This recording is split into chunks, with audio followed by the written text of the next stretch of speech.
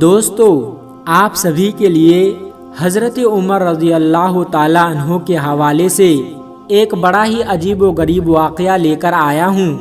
کہ شاید اس واقعہ کو اس سے پہلے کبھی نہیں سنا ہوگا۔ لیکن واقعہ شروع کرنے سے پہلے گزارش ہے کہ اگر آپ حضرت محمد صلی اللہ علیہ وسلم سے سچی محبت کرتے ہیں تو اس ویڈیو کو ایک لائک کر کے ہمارے چینل کو سبسکرائب ضرور کر لیجئے گا۔ دوستو، آپ سبھی کو بتا دوں کہ روایت میں آتا ہے کہ ایک شخص جو کہ بڑا ہی پرہیزگار تھا اور ساتھ ہی ساتھ بہت ہی زیادہ خوبصورت تھا، اس کی خوبصورتی کی مثال ایسی تھی کہ اس کی مثال عرب میں کوئی نہیں۔ جب وہ مدینہ منورہ پہنچا تو ایسے وقت میں وہ سب سے پہلے پیارے آقا حضرت محمد صلی اللہ علیہ وسلم کے مزار پاک کے پاس گیا اور وہاں پہنچنے کے بعد اپنی دل آزاری کی اور خوب رویا۔ یعنی وہ اس قدر پیارے آقا سے محبت کرتا تھا جس کو ہم بیان نہیں کر سکتے۔ آپ سبھی کو بتا دوں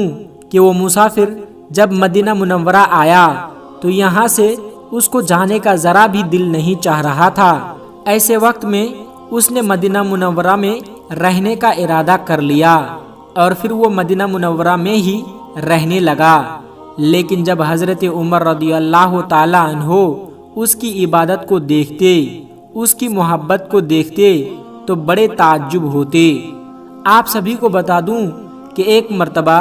حضرت عمر رضی اللہ تعالی عنہ اس شخص کے پاس گئے اور جا کر یہ بات کہنے لگے کہ جس طریقے سے تم عبادت کرتے ہو میں بہت ہی زیادہ اس چیز کو دیکھ کر خوش ہوتا ہوں، کیونکہ میں جانتا ہوں کہ تم مسافر ہو اور ایسے وقت میں کسی بھی چیز کی ضرورت پیش آئے تو تم مجھے ضرور بتانا۔ دوستو،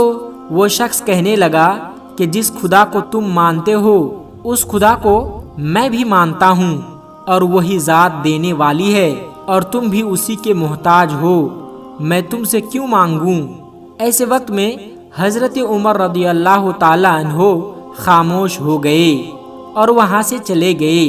لیکن حضرت عمر رضی اللہ تعالی عنہ اس کی عبادت سے بڑے متاثر تھے۔ آپ سبھی کو بتا دوں کہ کچھ ہی دنوں کے بعد حج کا زمانہ آ گیا۔ ایسے وقت میں مدینے والے وہ سبھی کے سبھی حج کی ادائیگی کرنے کے لیے مکہ مکرمہ روانہ ہونے والے تھے اور انہی میں سے یہ شخص بھی تیار ہو گیا اور یہ بھی قافلے والوں کے ساتھ ہو گیا۔ آپ سبھی کو بتا دوں کہ حضرت عمر رضی اللہ تعالی عنہ نے اس چیز کو دیکھا کہ وہ شخص حج کی ادائیگی کرنا چاہتا ہے، تو ایسے وقت میں قافلے والوں کے پاس آئے اور آ کر یہ بات کہنے لگے، یہ شخص بڑا ہی نیک اور پرہیزگار ہے، تم سبھی قافلے والے اس کی حفاظت کرنا۔ یہ بات سننے کے بعد قافلے والے اس کے اوپر راضی ہو گئے، کیونکہ قافلے والے بھی اس بات کو مانتے تھے کہ یہ جو شخص تھا بڑا ہی پرہیزگار شخص تھا اور بڑا ہی نیک ہے اور اس کے من میں کوئی لالچ نہیں ہے۔ ایسے وقت میں وہ شخص قافلے والوں کے ساتھ روانہ ہو گیا۔ ابھی منزل کی طرف رواں دواں تھے اور کچھ ہی وقت گزرا تھا کہ اسی قافلے والوں میں سے ایک عورت بھی تھی جو بہت زیادہ خوبصورت تھی اور اس عورت کی نظر اس شخص پر پڑنے لگی اور دھیرے دھیرے وہ عورت اس شخص کے خوبصورتی کے قائل ہونے لگے۔ اور ایسے وقت میں جب بھی قافلہ کہیں پر بھی رک جاتا تو وہ قافلے والوں کے ساتھ اپنا خیمہ نہیں لگاتی، یعنی اسی شخص کے قریب اپنا خیمہ لگاتی اور وہ شخص جہاں بھی رکتا ایسے وقت میں وہ قرآن شریف کی تلاوت کرنے لگتا اور اسی چیز کا بہانہ بنا کے وہ عورت اس شخص کے قریب جا کے بیٹھ جاتی اور اس کی قرأت کو سننے لگتی۔ دوستو، دھیرے دھیرے وہ عورت بہت زیادہ اس شخص کے قریب آنے لگی اور جب اس عورت سے برداشت نہیں ہوا تو فوراً ہی اس شخص سے یہ بات کہنے لگی کہ میں تمہارے ساتھ گناہ کا ارادہ کرتی ہوں اور اگر تم نے اس چیز سے انکار کر دیا تو ایسے وقت میں تمہارے اوپر میں غلط الزام لگا دوں گی اور تمہیں پھنسا دوں گی اور ویسے بھی لوگ عورتوں کی باتوں پر جلد یقین کر لیتے ہیں۔ تو یہ بات سننے کے بعد وہ شخص فوراً ہی یہ بات بولنے لگا کہ اللہ کا خوف کرو، کس طرح کی تم باتیں کر رہی ہو؟ ابھی یہ حج کی ادائیگی کے لیے تم جا رہی ہو اور ایسے وقت میں تم اس طرح کی باتیں کر رہی ہو؟ تمہیں تو شرم آنی چاہیے۔ بہتر یہی ہے کہ تم ان سب چیزوں سے باز آ جاؤ، اللہ کو راضی کرنے کی کوشش کرو تاکہ اللہ تبارک و تعالی تمہاری حج کو قبول کر لے۔ لیکن دوستو، وہ عورت کسی بھی حد تک ماننے کو تیار نہیں تھی، اور وہ ایسے وقت میں جب اس شخص نے گناہ کرنے سے انکار کر دیا تو اس عورت کو بہت ہی زیادہ غصہ آ گیا، اور جب یہ شخص سونے کے لیے چلا گیا تو ایسے وقت میں وہ عورت ایک اشرفی کی تھیلی لے کر آئی اور اسی شخص کے سامان کے ساتھ تھیلی میں جا کر رکھ دیا اور چپ چاپ اپنی جگہ پر لوٹ آئی۔ جب صبح کا وقت ہوا تو ایسے وقت میں وہ عورت شور مچانے لگی اور یہ بات کہنے لگی کہ میرے پاس کچھ سونے کی اشرفیاں تھیں جو کہ میں نے حج کی ادائیگی کے لیے رکھی تھی، اور میرے پاس صرف اتنا ہی تھا، اب میں کیا کروں گی؟ اب میرے پاس تو کچھ بھی نہیں ہے۔ تو یہ بات سننے کے بعد سارے قافلے والے بڑے حیران ہوئے اور فوراً ہی یہ بات کہنے لگے کہ اگر کسی قافلے والے نے لیا ہے تو ہم اس کی تلاشی لیتے ہیں۔ تو ایسے وقت میں جتنے بھی قافلے والے تھے ان سبھی کی تلاشی لی گئی، لیکن کسی کے پاس بھی وہ اشرفی کی تھیلی نہیں ملی۔ دوستو، جتنے بھی قافلے والے تھے وہ اس عورت کے پاس آئے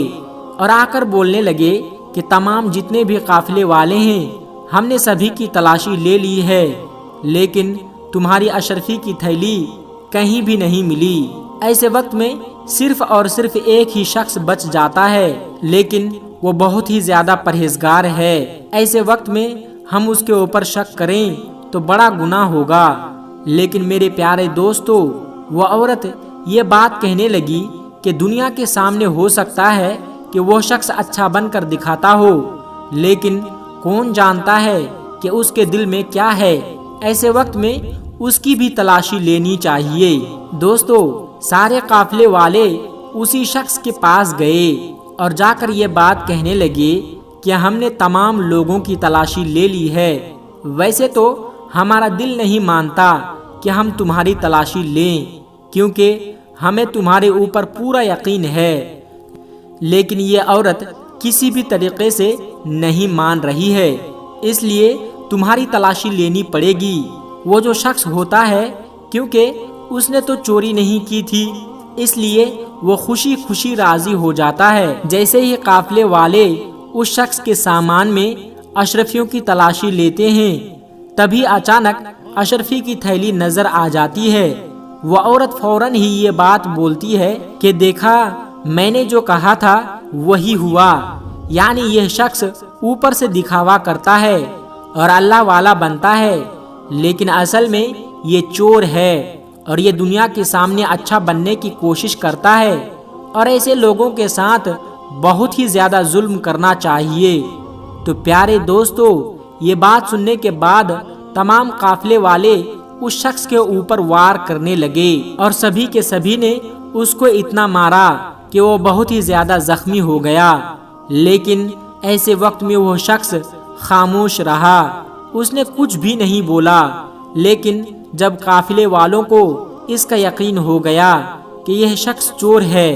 اور یہ دنیا کے سامنے دکھاوا کرتا ہے، تو اس شخص کو زنجیروں میں باندھ دیا گیا، لیکن وہ شخص پھر بھی اللہ تبارک و تعالیٰ کی رضا پر راضی تھا اور وہ خاموش رہا، اس نے کچھ بھی نہیں بولا۔ اس کے بعد قافلے والے مکہ کی طرف رواں دواں ہوئے، یعنی حج کی ادائیگی کے لیے۔ لیکن تبھی وہ شخص یہ بات کہنے لگا کہ آپ لوگ بھی حج کی ادائیگی کرنے کے لیے جا رہے ہیں، اور میرا بھی یہی ارادہ تھا کہ میں بھی حج کرنے کے لیے جاؤں، اس لیے آپ لوگ میری زنجیروں کو کھول دیجئے اور میں حج کی ادائیگی کرنے کے بعد دوبارہ آپ جہاں بولیں گے وہاں لوٹ کر آ جاؤں گا، میں کہیں نہیں بھاگوں گا۔ لیکن قافلے والے اس بات پر کسی حد تک راضی ہونے کو تیار نہیں تھے، اور ان میں سے کچھ لوگ تھے جو یہ بات کہنے لگے کہ تمہاری زنجیر کھولنے کے بعد تم حج کا بہانہ بنا کے یہاں سے فرار ہو جاؤ اور تم دوبارہ لوٹ کر نہ آؤ۔ لیکن کچھ لوگ یہ بات کہہ رہے تھے کہ ہاں، یہ شخص حج کی ادائیگی کرنے کے لیے آیا تھا، اس لیے اس شخص کو ایک موقع دینا چاہیے اور ہو سکتا ہے کہ وہ واپس لوٹ کر آ جائے۔ تو دوستو، جب سارے قافلے والے ایک دوسرے سے بات کرنے لگے تو اس وقت انہوں نے فیصلہ کر لیا کہ ہمیں اس شخص کو ایک موقع دینا چاہیے۔ اس کے بعد اس شخص کی زنجیر کو کھول دیا گیا اور اس سے یہ بات کہہ دی گئی کہ فلاں جگہ پر تم ہمیں آ کے ملنا، اگر تم لوٹ کر نہیں آئے تب بھی ہم جا کر حضرت عمر رضی اللہ تعالی عنہ سے تمہاری شکایت کریں گے کہ تمہارے اوپر بڑا بھروسہ کیا تھا لیکن تم نے اس کے بھروسے کو توڑ دیا۔ لیکن دوستو، وہ شخص چپ چاپ حج کی ادائیگی کرنے چلا گیا۔ آپ سبھی کو بتا دوں کہ مکہ مکرمہ پہنچنے کے بعد وہ اللہ کی بارگاہ میں بہت زیادہ روتا ہے اور گڑ گڑاتا ہے اور اللہ پاک کی بارگاہ میں دعا کرتا ہے کہ اے اللہ، میرے اوپر جھوٹا الزام لگایا جا رہا ہے، ایسے وقت میں تو میری حفاظت فرما۔ تو پیارے دوستو، جیسا کہ ہم سبھی جانتے ہیں کہ جب دل سے کوئی بات نکلتی ہے تو اثر رکھتی ہے۔ پھر آپ سبھی کو بتا دوں کہ وہ شخص اللہ کی بارگاہ میں دعا کی اور فوراً ہی اس کی دعا قبول ہو گئی اور فوراً ہی وہ شخص جو تھا حج کی ادائیگی کرنے کے بعد اس مقام پر پہنچ جاتے ہیں جہاں پر اسے لوٹنے کے لیے کہا گیا تھا۔ جب لوگوں نے اس شخص کو دیکھا تو وہ بہت ہی زیادہ حیران ہوئے اور یہ بات کہنے لگے کہ ایسے وقت میں تو لوگ یہاں سے بھاگ جایا کرتے ہیں، کبھی لوٹ کر نہیں آتے، لیکن تم نے ہمارے بھروسے کو جیت لیا ہے اور اس بات سے ہم بہت ہی زیادہ خوش ہیں اور اس لیے ہم تم کو زنجیروں میں نہیں باندھیں گے۔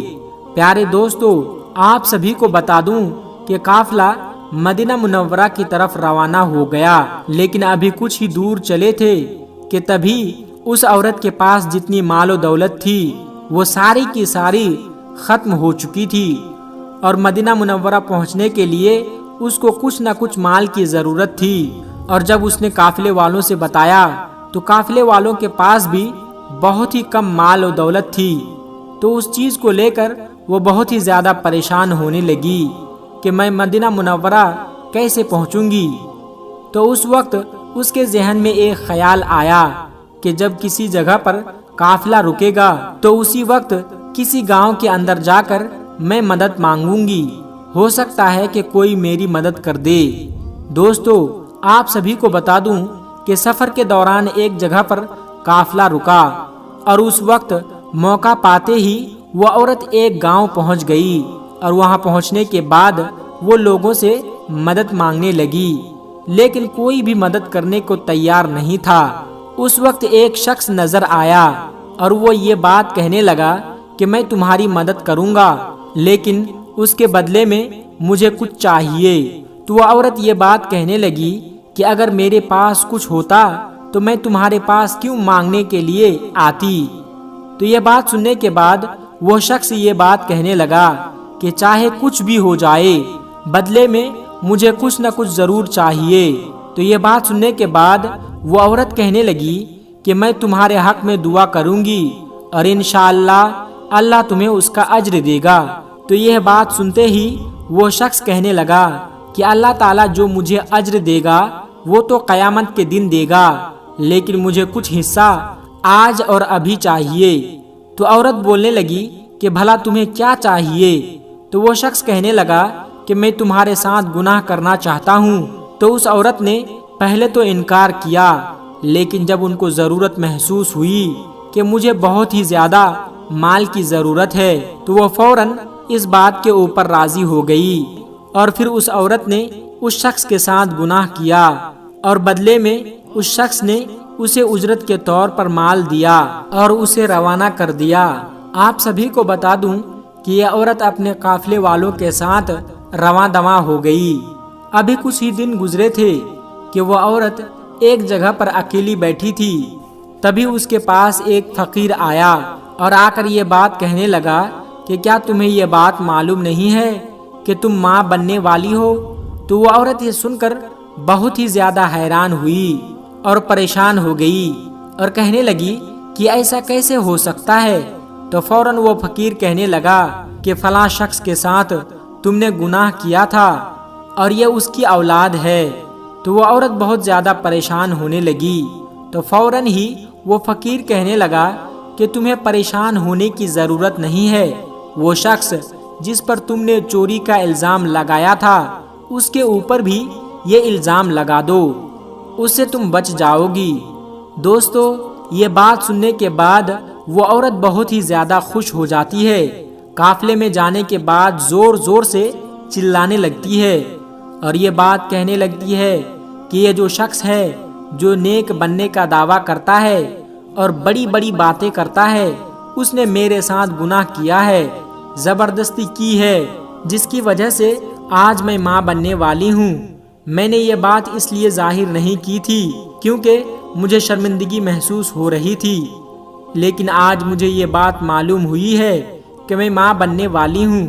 اس لیے آج مجھ سے یہ بات چھپی نہیں اور میں نے قافلے والوں کو بتا دی۔ تو یہ بات سننے کے بعد قافلے والے فوراً ہی بہت زیادہ غصہ ہو گئے اور فوراً غصے میں آنے کے بعد اس شخص کے اوپر غصہ اتارنے لگے۔ آپ سبھی کو بتا دوں کہ وہ شخص پہلے ہی بہت زیادہ زخمی تھا، لیکن جب دوسری مرتبہ اس کے اوپر وار کیا تو وہ اور زیادہ زخمی ہو گیا، لیکن اس وقت بھی وہ شخص خاموش رہا اور کچھ بھی نہیں بولا کیونکہ اس کو اللہ تبارک و تعالیٰ کی ذات پر پورا یقین تھا۔ آپ سبھی کو بتا دوں کہ قافلے والے دل ہی دل میں یہ سوچ رہے تھے کہ حضرت عمر رضی اللہ تعالیٰ عنہ اس کی کتنی عزت کرتے تھے، اتنا اس کو نیک سمجھتے تھے، لیکن یہ تو بہت ہی زیادہ غلط انسان نکلا۔ اگر اس کے بارے میں معلوم ہو گیا تو حضرت عمر رضی اللہ تعالیٰ عنہ کا دل بہت ہی زیادہ ٹوٹ جائے گا اور ضرور اسے کوئی بڑا سزا سنائیں گے۔ تو دوستو، جب یہ قافلہ مدینہ منورہ پہنچ گیا تو حضرت عمر رضی اللہ تعالیٰ عنہ کے سامنے یہ ساری باتیں رکھی گئی۔ اس عورت کے اشرفیوں کو چرا لیا تھا اور ساتھ ہی ساتھ زبردستی اس عورت کے ساتھ غلط کام بھی کیا ہے۔ تو یہ بات سننے کے بعد حضرت عمر رضی اللہ تعالیٰ عنہ کو بڑا جلال آیا اور یہ بات کہنے لگے کہ میں تمہیں تو بہت ہی زیادہ نیک انسان مانتا تھا، اچھا انسان مانتا تھا، لیکن تو اندر سے کچھ اور ہے اور باہر سے کچھ اور، اسی وجہ سے تمہارے لیے کڑی سے کڑی سزا سنائی جائے گی۔ تو دوستو، ابھی حضرت عمر رضی اللہ تعالی عنہ کوئی فیصلہ ہی کرنے والے تھے کہ تبھی وہاں پر حضرت علی رضی اللہ تعالی عنہ تشریف لے آئے اور آ کر یہ بات کہنے لگے کہ یہ جو عورت ہے جو یہ بات کہتی ہے وہ ساری کی ساری باتیں جھوٹ بول رہی ہے، یعنی یہ شخص نیک ہے اور اس نے اس عورت کی کوئی اشرفیاں نہیں چرائی تھی اور نہ ہی اس عورت کے ساتھ زنا کیا تھا۔ تو یہ بات سننے کے بعد وہ عورت کہنے لگی کہ یہ بات آپ ایسے کیسے کہہ سکتے ہیں جبکہ پورے قافلے والوں نے اس چیز کو دیکھا ہے۔ تو یہ بات سننے کے بعد حضرت علی رضی اللہ تعالی عنہ نے یہ بات کہی کہ اگر تو نے ذرا بھی جھوٹ بولا تو اس کا بڑا ہی برا انجام تجھے دیکھنے کو ملے گا۔ تو مجھے یہ بات بتا کہ فلاں جگہ پر تو نے اس شخص سے یہ بات نہیں کی تھی کہ میں تمہارے ساتھ گناہ کرنا چاہتی ہوں، تو اس شخص نے منع کر دیا تھا۔ تو وہ عورت ڈر کے مارے بہت زیادہ کانپنے لگی اور فوراً ہی یہ بات کہنے لگی کہ ہاں میں نے یہ بات کہی تھی۔ تو اس کے بعد حضرت علی رضی اللہ تعالی عنہ نے یہ بات کہی کہ جب اس شخص نے گناہ کرنے سے منع کر دیا تو نے اس کو دھمکی دی تھی یا نہیں دی تھی کہ میں تجھے بدنام کر دوں گی؟ تو وہ عورت ڈر اور خوف کی وجہ سے سچ سچ بتانے لگی اور یہاں تک کہ حضرت علی رضی اللہ تعالی عنہ پورا واقعہ سنا دیا۔ تو دوستو، وہ عورت ہر بات کے اوپر راضی ہو گئی اور اس نے اپنی غلطی کو مان لیا، لیکن باقی جتنے بھی لوگ وہاں موجود تھے وہ یہ بات کہنے لگے کہ ہم تو یہ سوچ رہے تھے کہ یہ شخص غلط ہے، لیکن اصل میں یہ عورت ہی غلط ہے، اس کو کیا سزا ملنی چاہیے؟ تو حضرت علی رضی اللہ تعالی عنہ نے فرمایا کہ فلاں قبرستان میں اسے لے کے جاؤ اور وہاں پر گڈھا کھودنے کے بعد اس کے جسم کا آدھا حصہ گڈھے کے اندر رکھ دو اور آدھا حصہ گڈھے کے باہر رکھ دو اور اس کے بعد اس کے اوپر مٹی ڈال دو۔ تو دوستو ویسا ہی کیا گیا۔ اس کے بعد وہ عورت ہلاک ہو گئی، لیکن باقی صحابہ کرام جتنے بھی لوگ وہاں موجود تھے وہ کہنے لگے کہ آپ کو یہ ساری باتیں کیسے معلوم ہوئی؟ یہ پورا واقعہ ہو بہو کیسے بتا دیا؟ تو اس بات کے اوپر حضرت علی رضی اللہ تعالی عنہ فرمانے لگے کہ اللہ نے میری نظروں کے سامنے پورا واقعہ پیش کر دیا تاکہ یہ جو بے قصور ہے یہ کسی بھی طریقے سے رسوا نہ ہو جائے۔ اللہ اس بے قصور سے راضی ہے۔ تو پیارے دوستو، اسی حوالے سے یہ بات معلوم ہوتی ہے کہ جب کوئی بندہ اللہ تبارک و تعالیٰ کی بارگاہ میں دعا کرتا ہے تو ایسے وقت میں اللہ تبارک و تعالیٰ ضرور اس کی دعا کو قبول فرماتا ہے۔ بس شرط یہ ہے کہ دعا صرف جائز ہونی چاہیے۔ تو دوستو سوچئے اس چیز کو کہ جب غلاموں کا یہ عالم ہے کہ اللہ تبارک و تعالیٰ سارا واقعہ آنکھوں کے سامنے پیش کر دیتا ہے اور انہیں ایسے نظر آتا ہے جیسا کہ اس کی آنکھوں کے سامنے ہو رہا ہے، تو سوچئے اس چیز کو، تو پیارے آقا صلی اللہ علیہ وسلم کی کیا شان ہوگی۔ سبحان اللہ۔ دوستو آخر میں ہمارے تمام مسلمان بھائی بہنوں سے گزارش ہے کہ اس چینل کو بنانے کا ہمارا مقصد یہ ہے کہ جتنے بھی ہمارے ہندوستانی بھائی بہن ہیں، چاہے وہ ہندو ہو یا مسلمان، سب کو اسلامی اور سبق آموز واقعہ سنا کر ان کا ایمان تازہ کرنا ہے اور سب لوگ اس سے کچھ نصیحت حاصل کر سکے۔ اور یہ بات بھی ہے کہ دین اسلام کی باتوں کو عوام اور مسلمانوں تک پہنچانا ثواب کا کام ہے، اس لیے اس ویڈیو کو ایک لائک کر کے اپنے قریبی دوستوں تک شیئر کر کے ثواب کا کام ضرور کرے۔ دوستو آج کی ویڈیو میں بس اتنا ہی۔ اگر آپ کو یہ ویڈیو ذرا بھی اچھی لگی ہو تو آپ ہمیں سپورٹ کرنے کے لیے چینل کو سبسکرائب ضرور کر لیجئے گا۔ اللہ تبارک و تعالیٰ سے دعا ہے کہ ہمارے جتنے بھی مسلمان بھائی بہن اس ویڈیو کو دیکھ رہے ہیں اسے سیدھے راہ پر چلنے کی توفیق عطا فرمائیں اور اسے ہر ترقی سے مالا مال کر دے۔ آمین ثم آمین۔ آج کی ویڈیو میں بس اتنا ہی۔ ملتے ہیں ایک پھر نئی ویڈیو کے ساتھ، تب تک آپ اپنا اور اپنوں کا بہت زیادہ خیال رکھیے گا۔ السلام علیکم ورحمۃ اللہ وبرکاتہ۔